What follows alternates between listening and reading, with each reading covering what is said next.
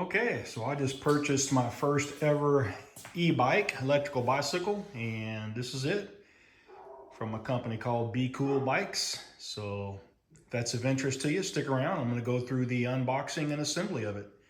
So let's go.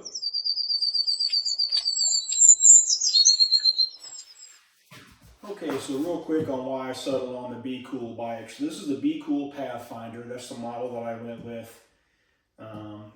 I've been looking at e-bikes, really specifically Be Cool, for about the last 3 years and just never pulled the trigger on it. So I went this route. Normally when I would see this bike, it was $13.99 on sale. MSRP was normally around $19.99, and I'd see it a lot for $13.99 and almost pulled the trigger. I tried to really do my research on these bikes and kind of filter through the negative comments and the positive comments, and I would say there's a lot more positive comments if you really do your research than there were negatives. And as with any brand, you're going to have your negative people out there that had a bad experience or whatever, and so you kind of got to, go through those with a grain of salt. But anyway, I found this the other day, and it was $9.99 on a Black Friday sale. So I just almost had to swoop it up at that price for an e-bike with a 750 watt electric motor and the other components that it has. I feel like it was well worth that, and I'm going to primarily use this for leisure riding and adventures, but I'll also be using it for hunting. I also got the cart that you can pull behind the bike, which I've seen people being able to utilize as a game cart when they've had a successful day of field. They'll put their game on the cart and haul it out, and that's certainly something that I'm interested in doing as well. I'm not getting any younger, so it's going to make, I think, a lot of that hunting situations easier. So that's kind of why I settled on this one, was the price point, and then for the most part, kind of a positive experience from other customers, Facebook groups, and for the most part, they seem satisfied with this bike and its accessories. So that's why I got it. So I'm going to do a real quick walk around of the box and look at any potential damage, and then we'll get to unboxing it in a second. Okay, so for the most part, the box came in pretty good condition. There's a little bit of a bump there, it looks like, nothing significant. Down here, there's a tear, but I believe it's just from grabbing this and dragging the box around, as the bike is pretty heavy. So I don't think there's anything to worry about there. I think it just came from using that handle. Really pretty clean on the backside. There is one gash right here that's a pretty good sized gash, but I don't feel like there's anything, that's kind of open actually. I don't feel like there's anything right here on this corner that is damaged, but once I get it unwrapped and unboxed, we'll certainly be able to tell for sure. I'm actually kind of surprised it's in better condition than I thought it might be, as these do ship all the way from China. So yeah, let's get to unboxing.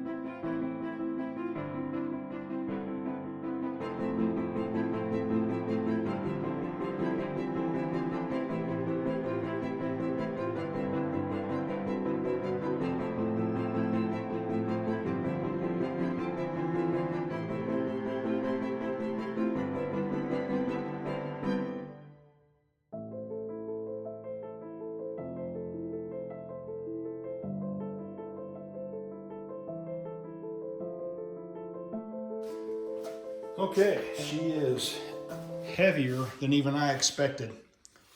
I gotta tell you, super heavy trying to get it out of that box. And I knew it was roughly 80 some pounds, but I'm gonna go ahead and get some scissors and I'll fast forward through some of this as we begin to unveil what she looks like. So let's go.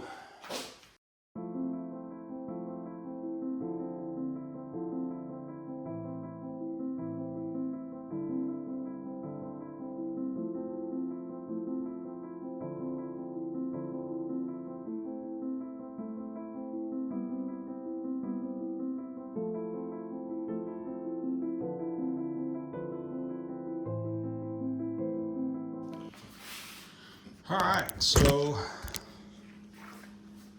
at first look, I'm really impressed with the welds, the welding work. Everything so far seems to be in great shape. A lot more welds down here. I've seen some posts where it looks like these welds here have snapped on some people. I don't know. I mean, they look pretty solid to me. Really cool looking sprocket, I think. I like that. So this one does come with a shock absorbing, I guess you might say, seat post. We'll see how well that actually works. And there's even some springs back here in the back for cushion. It's got a, what looks like a pretty nice, comfortable gel type seat. So we'll see how that fits. All in all, though, everything looks to be in pretty good shape. I don't see anything at the moment that appears damaged. Like I said, there's a couple little marks here on the fender. Literally not even scratches, maybe just a little bit of built up, whatever. Not too worried about that at all. But yeah, from what I can see, all the way around, looks and feels like a really well-built bike. I mean, it really does. I can't believe how heavy it is. I guess when you think 80 pounds, it does sound heavy, but man, it is. All right, so all in all, I'm pretty pleased with it so far. So we'll begin to do the assembly. So handlebars, I'll need to pull out these 4 screws right here, mount the handlebars inside here. Get that done. I'll need to put the front tire on, put the pedals on. Right now I'm going to open up this box down here and get the rest of the parts out, and we'll continue assembly. Okay, so inside the little box was this instruction manual, PATHFINDER owner's manual. All the instructions and everything's in there. It's got a set of pedals right here. It's got about 6 zip ties, about 6 inches long. It's got the charger right here, battery charger, which also came with some instructions. It's got a set of Allen keys right here, which come with it, and then this bolt and this little washer. So all of that came inside that little box. So that's the parts we'll be working with. Okay, to save a little time, I've already taken off the front plate of the handlebar bracket, so that's already been removed. So now it's just a matter of putting the handlebars where they're supposed to be, installing them. What you want to do here is obviously just make sure that none of the cables or anything are twisted. This seems like it's supposed to be the way it is.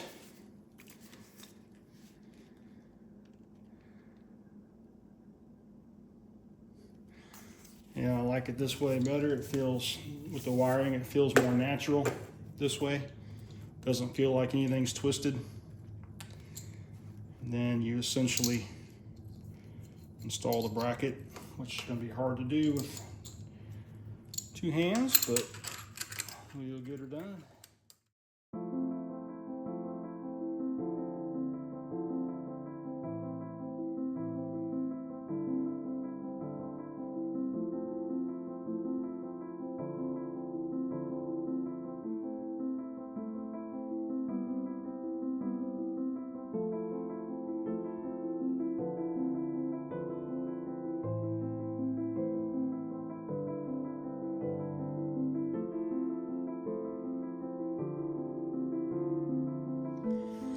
Okay, so the next step is installing the front tire on the bike. So you want to locate this quick release lever right here. And you'll notice, if you look closely, it's got two springs on it, one behind each finger. And on the lever side, you want to leave this piece and one spring on the skewer. On the other side, you want to remove this nut, threaded nut, and the other spring, pull it off. Now you want to install this skewer through the front tire from the brake rotor side. Sorry for the movement on that. So you want to locate this side, install the skewer from this side. Now on the other side here, you want to put everything back together. So our threaded's coming back through. You want to put your spring back on the same way it came off, and then thread the nut on. Only thread the nut on a couple of turns because you want to make sure you got enough room in there so that when you're installing it on the front forks, you got a little bit of room there to get it on and then tighten it. So again, from the brake rotor side, you install the skewer there, the quick release. You install it there, and you come out the other side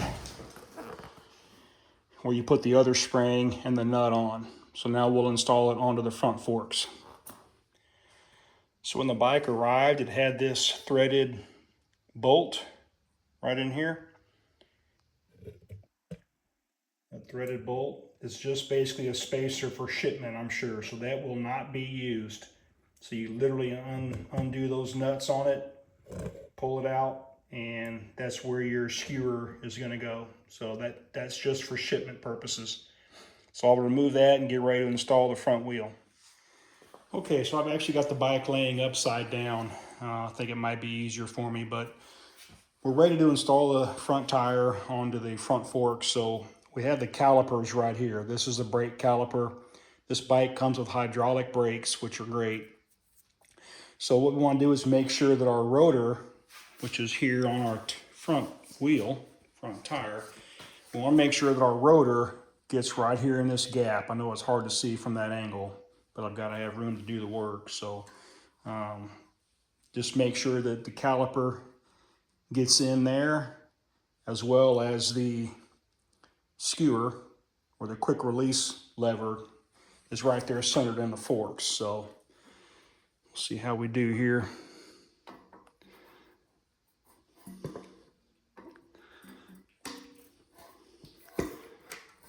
All right. Okay, that might have done it. So I can see that I'm definitely, you can kind of see from that angle right there, the rotor, which is right here, my finger's on it, goes right into the front caliper right there. As well, the skewer or quick release bar is centered too. From this angle, the tire does look, basically centered on the bike. So at this point, I go to this offside over here. Sorry for all the movement. And I begin tightening down this nut right here, which is on the opposite side of the quick release lever. It's just threading, so you tighten it down. And then periodically you want to try your quick release lever over here on this side to make sure that you've got good tension. You don't want it too tight, but you got to have it tight enough. So we're starting to get there. I think another turn or two. And as I close this quick release valve, it's fairly tight, and I think that's what you want.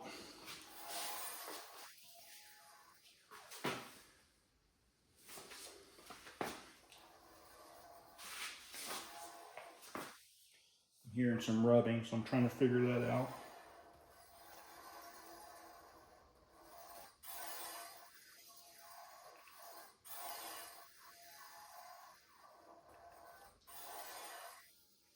It does look like the rotor is a little bit bent, if I'm being honest. And that's what I'm hearing, is as it comes through, it's kind of rubbing on the brake pads. It doesn't appear that it's badly bent. I'll tell you what I'm going to do. I'm going to release the quick release lever, come back and undo that nut just a little bit, see if that makes any difference. That was too much.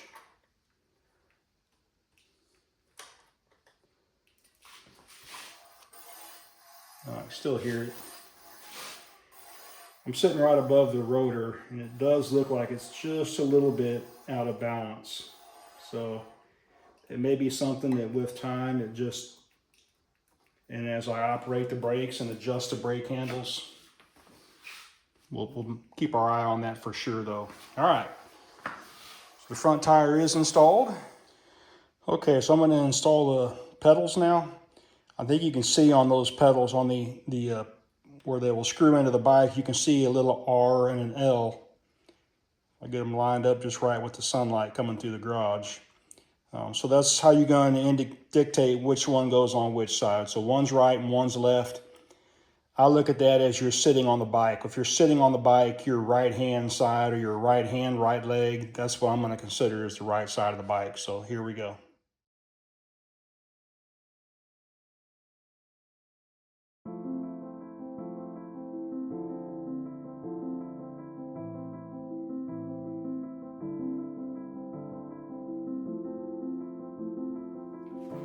Okay, so next step is to put the front fender on. So it has two of these bolts right here that come already installed in the front fork. So basically you put the fender in place, you line everything up, and you take your little frame here of the fender, put the little bolt through, into the hole, start threading it in.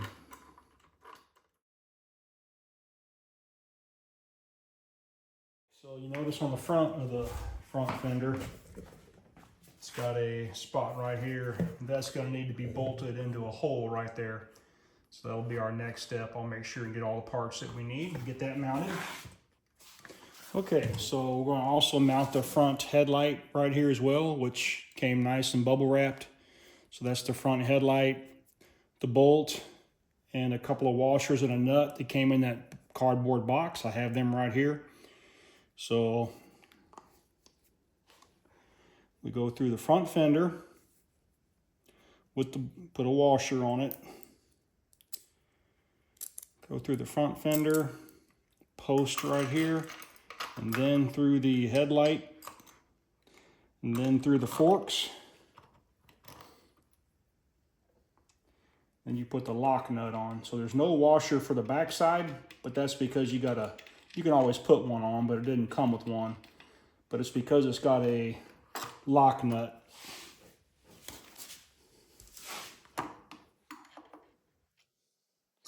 I'll go ahead and get it close, and then I'll stand that light back up.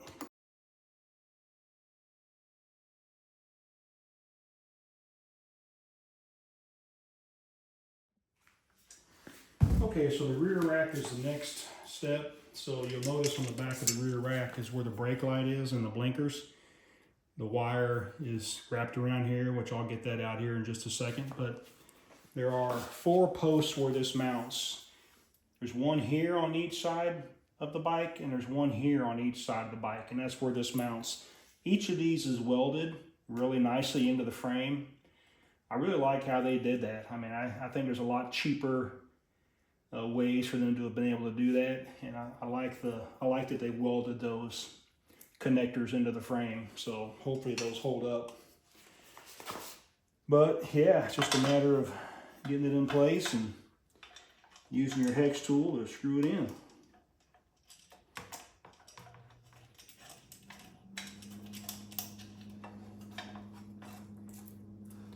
Each of these little bolts comes with a little washer.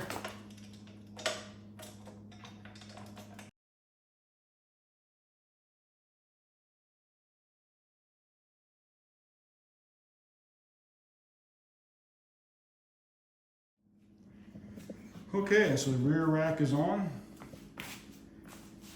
All looks good, all looks sturdy. So now all I gotta do is run the wire down and make the connection for the brake light, tail lights, blinkers.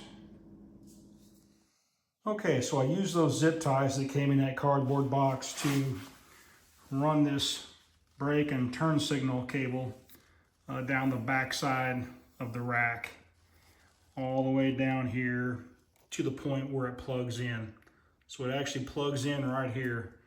You can see I did what I consider a nice clean install of that cable all the way up the bike rack. I did notice it appears as though one of the nuts on the back side of the light is missing. Not a huge deal. I've got plenty of those here, and it may be somewhere in the box or something like that, but it looks like it's missing at this point. So, all right, so here she is fully together. I did go ahead and charge it for the last several hours, which is why that port's open. I was charging it. I'm telling you, from a fit and finish standpoint, this bike is clean. I mean, it really is. I'm happy with it for sure. I mean, the paint job, everything just seems really, really well detailed. So at this moment, I have no complaints at all. I mean, it really is a pretty bike. I love the color. So the battery obviously is in here. There's the key. The keys are actually right here. I haven't even disconnected them from there yet, but that's the keys to actually pull the battery out. You don't have to pull the battery out to charge it, obviously. As I showed you on the other side, you can charge it with everything in. But there may be times where you want to take the battery out, as the battery is some of the most expensive thing on this bike. I think a battery replacement for this particular bike is like $600, legitimately. So a lot of people, depending on where they're at or what they're doing, they'll pull their battery pack out and put it in a backpack or put it in their vehicle, whatever the case is, just so, number one, the bike's lighter if you have to maneuver it anywhere. If you got to pick it up and put it on a bike rack behind a vehicle or whatever, it's lighter, as the battery pack is some of the heaviest components on this bike. But I'll do other reviews on this bike as I get to riding it. I'm going to do a couple of minor upgrades that I'm going to put in a different video. This one's gone on too long. But I have to tell you, I don't see anything that I would consider damaged. I don't see any scratches at all on the paint, on the finish.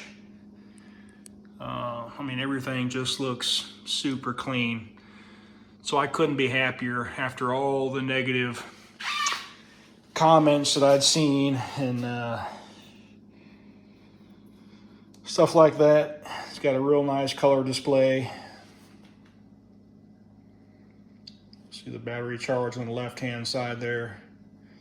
Kind of hard to see, but it's fully charged. It says up here 53.4 volts.